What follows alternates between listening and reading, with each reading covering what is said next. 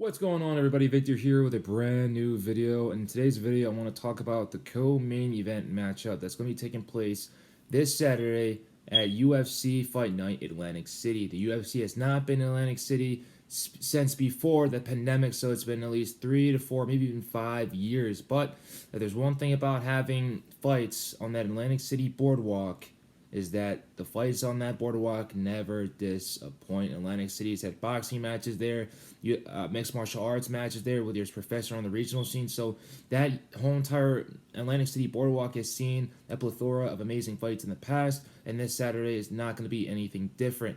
Obviously, the co-main event matchup that's going to be taking place tomorrow night is going to be between Joaquin Buckley and Vicente Luque in the welterweight division. Joaquin Buckley still being relatively new to the division, and Vicente Luque being a mainstay in that division for a very, very long time, has been in the rankings for a very, very long time. So this is a win that Joaquin Buckley needs in order to inject himself within the welterweight division. There's one thing that a lot of people don't know about Vicente Luque is that he's actually born and he was somewhat raised in the state of New Jersey. He was born in Westwood, New Jersey in the year 1991, and he ended up moving to Brazil at the age of 6. So Westwood, New Jersey is a suburban town in North Jersey in the metropolitan area of New York City. So if there's anything that we know about people from North Jersey is that they like to scrap, they like to bang, they like to slug it out. That exemplifies the style of Vicente Luque, which makes all the sense in the world. So even though he spent the majority of his life in Brazil, he's still got that New Jersey dog within him. We've seen that in multiple of his fights in the past. I'm talking about the wars that he had with Nico Price, Brian Barberina, and also Mike Perry, and also some of the fights that he's been the dog in. He ended up taking a big beating against Stephen Wonderboy Thompson in New York City, but he was not knocked out. And obviously, with his first and only knockout loss against Jeff Neal, obviously, as a result of that fight, he ended up sustaining a head injury. He was out of fighting for about more than a year. I believe he had a minor brain bleed, and as we all know, brain bleeds are something extremely serious. They can not only end your career, but they can also end your life. So during his last fight against Rafael Dos Anjos, he ended up utilizing a lot of wrestling. So we're most likely not going to see a lot of the standing and banging that Luque has been accustomed to using in the past against Joaquin. And this tomorrow that he's going to have to use against Joaquin Buckley. So tomorrow night, don't expect Luque to stand and bang against Joaquin Buckley. He's most likely going to use a good amount of wrestling to try to take Joaquin Buckley down, because Vicente Luque does have a very well-rounded mixed martial arts game, and he does know a lot of jiu-jitsu at the same time. He's got a nasty darce, a nasty rear naked choke, and there's also one thing that we should all know about Vicente Luque is that he loves to utilize his leg kicks. He did it very well against Randy Brown, and ended up knocking him out as a result because Randy's legs were compromised. As soon as they were compromised, Luque went on the attack and knocked him out pretty early in that fight. Now, Joaquin Buckley, he's still relatively new in the welterweight division. There's something that we need to know about him is that 71% of his wins, 71% of his wins have been by knockout or TKO. He likes to do his work with the hands. When he got into the UFC, he got into the promotion via LFA. This was during the pandemic. He had a huge fight in LFA. 2 weeks later, he took a short notice fight against Kevin Holland, who was on a huge streak in that 2020 year. I believe he had 5 fights in that year, and he won all 5 of them, for crying out loud. That one, and one of them being against Joaquin Buckley. Joaquin tried rushing in, he made some mistakes, he ended up getting knocked out as a result, but he did come back, have a highlight reel knockout against Ibaka Saganai on Fight Island.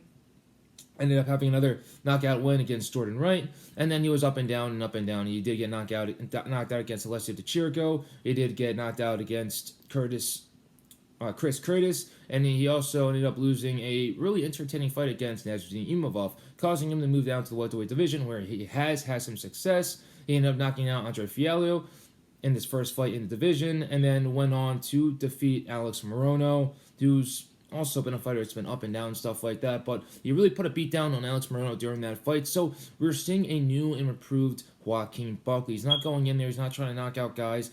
He's utilizing the wrestling, he's utilizing the clinch against the cage, he's utilizing his distance. He's starting to use more of his octagon IQ, his fight IQ. The same thing with Vicente Luque as well. So a lot of people a lot of people out there in the MMA community believe that this is going to be a stand and bang war, but expect there to be wrestling, expect there to be some submission attempts, expect there to be a clinch against the cage, some knees within the clinch, some dirty boxing. This is going to be a fight that's most likely going to have it all, because both of these individuals have learned from their past mistakes in the past. Vicente Luque literally can't go in there and stand and bang with people because of the brain bleed injury that he had in the past. It could cost him his career. It could possibly cost him his life.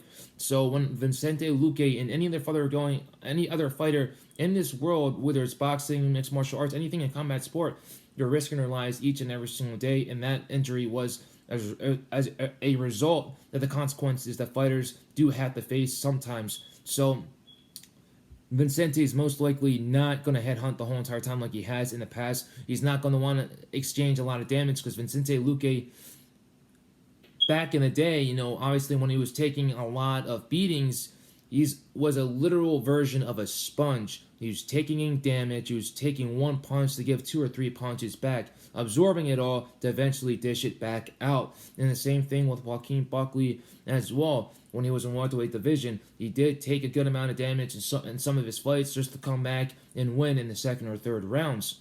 So both these individuals learning from their mistakes, increasing their octagon IQ, their fighter IQ. It's going to be a well-rounded fight. So Joaquin Buckley is going to have to watch out for the takedowns of Vicente Luque. He's going to also have to watch out for the leg kicks as well. So he's going to have to check the leg kicks. Checking leg kicks in mixed martial arts has never been so crucial. And the people out there that do not check leg kicks are the ones that are most likely going to have their legs weltering in pain, marks everywhere. They're not going to be able to plan on it, and they're going to be at a huge disadvantage during their fights. And we've seen that in multiple fights. There have been leg kick KOs nowadays, which you never saw in the past. So Joaquin Buckley's going to have to check some of those kicks. He's going to have to evade. He's going to have to get out of the way. Vicente Luque, obviously, he's going to want to blast those leg kicks no matter what, and also make Joaquin Buckley think that he's going to go for a low kick and try to elevate that kick and try to go high, because he's going to have the height advantage. Joaquin Buckley is a short fighter for the welterweight division, but his body molds better in the welterweight division than it did at the middleweight, because he was giving up some size and he was giving up some power as well, because he did get knocked out multiple times.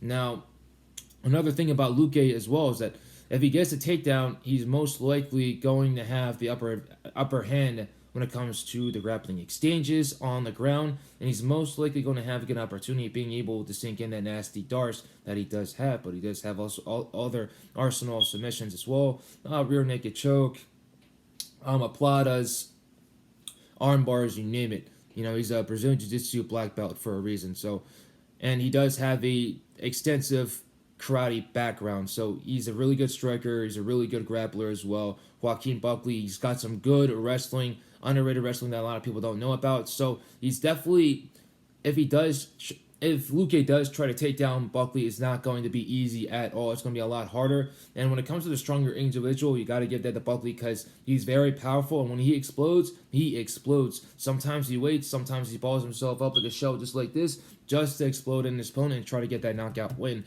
I really like this fight. It's a great co-main event. Obviously, this wasn't the original fight that the UFC had in plan. The original co-main event was supposed to be Vicente Luque versus Sean Brady, a streaking Sean Brady that has been basically submitting guys left and right. His last one was against Kelvin Gastelum. Kelvin Gastelum was returned to the welterweight division and submitted him in the second round. It wasn't even a close fight as well, which is why a lot of people were interested for the Luque versus Brady fight, but Brady had to withdraw as a result of an injury. UFC comes in, replaces him with Joaquin Buckley. Buckley's very first co-main event. So it's going to be a good fight, guys. And sorry about my dog. I hope you guys enjoy the video. Stay tuned, stay blessed. Take it easy, guys.